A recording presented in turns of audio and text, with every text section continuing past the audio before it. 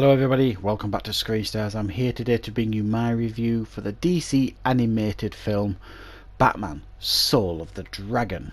A film that is directed by Sam Liu, and it stars the voices of David Guantoli as Bruce Wayne, excuse me, Mark Dacascos as Richard Dragon, Kelly Hu as Lady Shiva, Michael J. White as Ben Turner, and James Hong as the Sensei.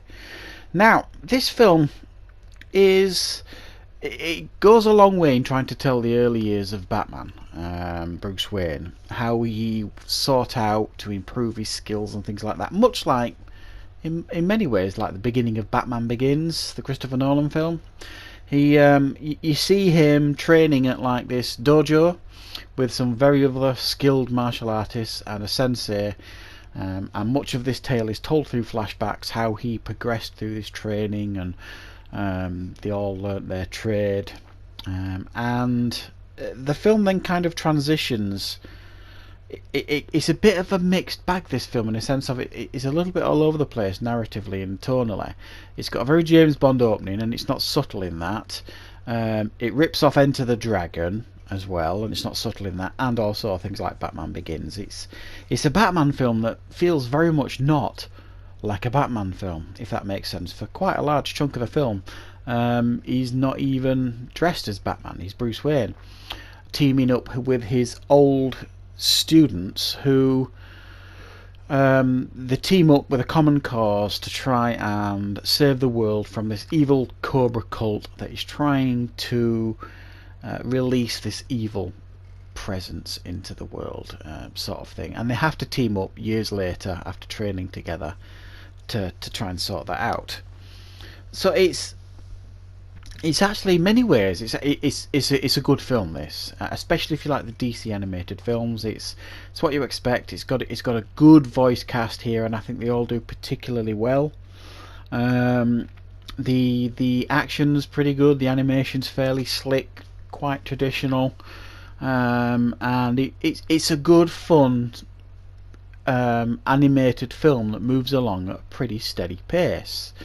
It's just, for me, it didn't feel like a Batman film. It felt like, they have gone somewhere to tell the backstory of Bruce Wayne Batman in a few different ways, most notably things like Batman Begins and things. And I'm not so knowledgeable of Batman or the DC universe for me to contradict what this film is showing. But this feels like it doesn't feel like it belongs in the Batman universe, and they just kind of threw Batman into this tale, I don't know, to sell it. I don't even know if this is based on a comic or a graphic novel or anything like that. I haven't researched it. I just saw it advertised and I thought, well, I shall watch that because I quite like the DC animated films. And I have reviewed quite a number of the DC animated films on the channel now. I do quite like them. I genuinely do. I think there's been some absolutely brilliant ones over the years. I do think some of them are quite hit and miss, and I have, like I say, I've reviewed a few of them on the channel. Some of them aren't particularly brilliant, and some of them I've thoroughly enjoyed. This is somewhere in the middle, I would like to say. Good characters. It doesn't feel like Batman is the most prominent character here. It's more of a team effort. Plenty of nice, slick, animated martial arts type action. It's more of a martial arts type story. It's, I don't know really how best to put it. I felt disappointed, I suppose, is what you could say, but I didn't ever feel the urge to turn it off or anything like that. It just, for me, I guess maybe I'm more of a traditionalist when it comes to Batman. I want a more traditional story, and excuse me, when it veers off, I think, the Batman stories into like other areas, I always kind of struggle with it. Was it the ninja one that they did a couple of years ago that I thought was appalling, and things like that. I think when we get a more traditional Batman story, I'm kind of more on board, based firmly in Gotham, and with villains that you're familiar with. And I know a lot of them stories have been told to death, but I still think there's many more to tell. So I think your enjoyment of this will depend on a few things, really.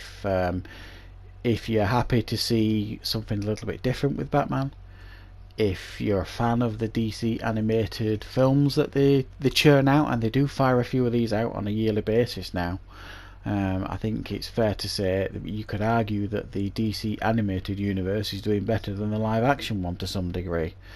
This is certainly arguably better than the Wonder Woman film I saw recently, put it that way.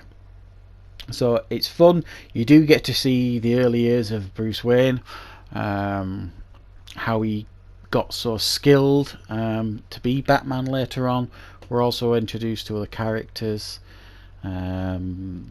Nice mythological story being told, a little bit unbelievable here and there, but ultimately it's not a bad film. This is just a little bit different, and like I say, it felt like it didn't need to be a Batman story almost. It probably would still just have been an enjoyable film. But if you're a fan of martial arts, if you're a fan of things like, you know, Enter the Dragon, you know, like I say, there's a little twist on James Bond thrown in there, a little bit of Batman and Batman Begins, and it's all stirred up in a pot, and what we get is the final product here. So it might be worth checking out if you're a really big fan of DC and Batman, certainly. So I'm going to give it a 6 out of 10. Definitely not a bad film, just something a little bit different, and traditionalists might not be a big fan of this. So that's my review for Batman Soul of the Dragon.